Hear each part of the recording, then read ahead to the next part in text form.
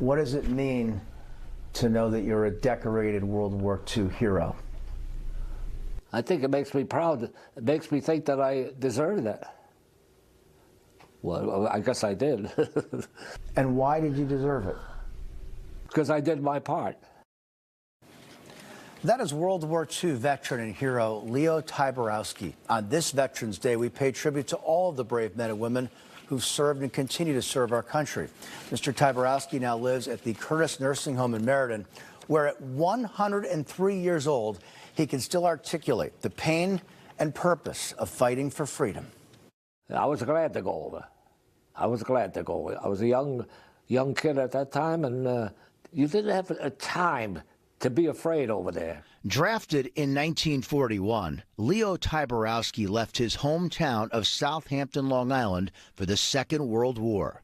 He served in combat in Germany with the Army's 78th Infantry Division and helped his commander communicate. I packed a 49-pound radio on me with the antenna.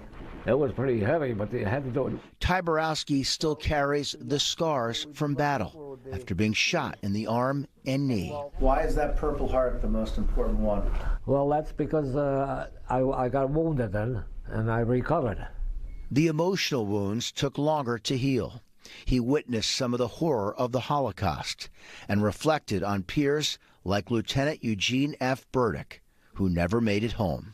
He was right next to me, lost his life. And that's when I don't like to talk of that, but occasionally I do with family or like with you, and it makes me feel bad. When I first came back, it was flashed into my head all the time. I didn't say anything to anybody because I didn't want to say that. But now it gradually has gone away because he was a wonderful man, and I loved him. Tyborowski returned from the war and started a family in East Hartford. What did you learn in the Second World War that helped you build a successful life afterwards? Work, I guess. Like I say, I worked all those hours. Despite losing feeling in his fingers and toes from frostbite during a winter at war, Tyborowski became an upholsterer. He says in 30 years, he never missed a day of work, and at 103, he hasn't missed a beat. My memory is perfect. I'm not bragging, but I have no problem with remembering. What's the secret? Horseradish. Horseradish? I waited for that. I've been taking horseradish for 80 years. But the root of the pride that still flows through Leo Tyborowski is service to country. I'm proud that I went in. I wasn't a draft dodger, going to Canada, and I called for my country to take me. Why do you say you're not a hero? I'm no hero. I'm just someone that did their part, called for duty.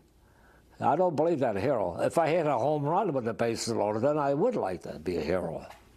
I just wanted to think it was my job to help, that I had to help the United States, the country.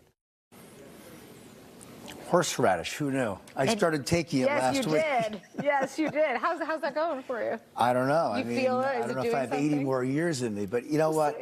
He's an amazing man, and at 103, he's still so sharp. Yeah, unbelievable. Remembers everything. Yeah, absolutely loves baseball. Even thought he might be drafted not by Uncle Sam, but by the Yankees in high school, and was honored by the Yanks and Mets over the last couple of summers. Yeah, he actually had two brothers who also served and made it home from the war, and he has raved about the care he's gotten at the VA, so that's wonderful. God bless Leo Tyborowski, World War II, greatest generation.